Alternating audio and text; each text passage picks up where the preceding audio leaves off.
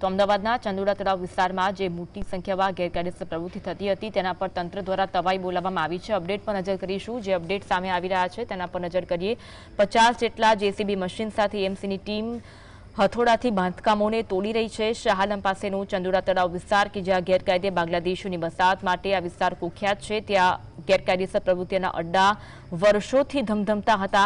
આ વિસ્તારમાં આડેધડ ગેરકાયદે બાંધકામો ખડકી દેવામાં આવ્યા છે। બાંધકામોને હવે ધ્વસ્ત કરવાની કામગીરી શરૂ કરવામાં આવી છે। 50 જેસીબી મશીન સાથે એએમસીની ટીમ પણ હથોડાથી બાંધકામો તોડી રહી છે। મોડી રાતથી ચંદોડા તળાવ પાસે બુલડોઝરો અને ટ્રકોને ગોઠવી દેવામાં આવી હતી અને વહેલી સવારે લગભગ 5:30 વાગ્યાથી જ આ ગેરકાયદે બાંધકામોની વસાહતને તોડી પાડવા માટે ચુસ્ત પોલીસ બંદોબસ્ત પણ ગોઠવવામાં આવ્યો હતો અને ઘૂસણખોરો પર આ ગુજરાત પોલીસની સર્જિકલ સ્ટ્રાઇક કહી શકાય।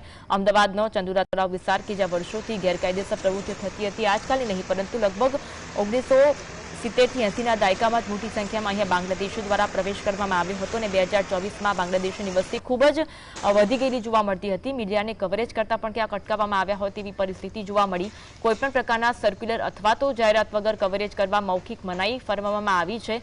કોર્ટરૂમની બહાર પીઆઈ કક્ષાના અધિકારીઓએ મીડિયાને અંદર જતા રોક્યા હતા કારણ કે આ દરમિયાન હાઈકોર્ટના દ્વાર પણ ખટખટાવવામાં આવ્યા છે।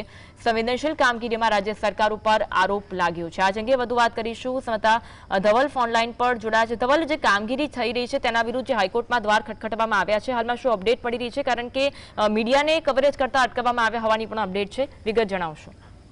જી ચોક્કસથી અનવી વાત કરવામાં આવે તો જે પ્રમાણે ચંદોડા તળાવ ડિમોલિશનનો મામલો છે તેને જ લઈને 18 જેટલા લોકો છે તે લોકો દ્વારા ગુજરાત હાઈકોર્ટના દ્વાર ખખડાવવામાં આવ્યા હતા અને જે આજે પરશુરામ જયંતિની જે જાહેર રજા હોવાથી ગુજરાત હાઈકોર્ટની અંદર અર્જન્ટ હિયરિંગ માટેની જે માંગ છે તે તેમના દ્વારા કરવામાં આવી હતી। જસ્ટિસ મોના ભટ્ટ થોડી વારમાં હાઈકોર્ટ પહોંચશે અને જે ચંદોડા તળાવની જે સુનાવણી છે તેને લઈને સુનાવણી કરવામાં આવશે ત્યારે જે મીડિયા કર્મીઓ ત્યાં આગળ પહોંચ્યા હતા તે મીડિયા કર્મીઓને પીઆઈ કક્ષાના જે અધિકારીઓ છે તે હાઈકોર્ટના દરવાજા પાસે કોર્ટ ચેમ્બર પાસે ઉભા હતા, તેમના દ્વારા અધિકારી દ્વારા મીડિયાને અંતરતા પણ રોકવામાં આવ્યા હતા અને જે દર વખતે મીડિયા સંપૂર્ણ રીતે જે કામગીરી કરતી હોય છે કોર્ટની અંદર હિયરિંગ સાંભળતી હોય છે, હિયરિંગ દ્વારા જે માહિતી છે તે સમાચાર છે તે પ્રસારિત કરતી હોય છે, પરંતુ આ વખતે કોઈ પણ જાતનો સર્ક્યુલર નહીં, કોઈ પણ જાતની ગુજરાત હાઈકોર્ટ દ્વારા કોઈ પણ જાતની માહિતી આપ્યા વગર આજની મીડિયા પર રોક પણ લગાવવામાં આવી છે। એટલે કહી શકાય કે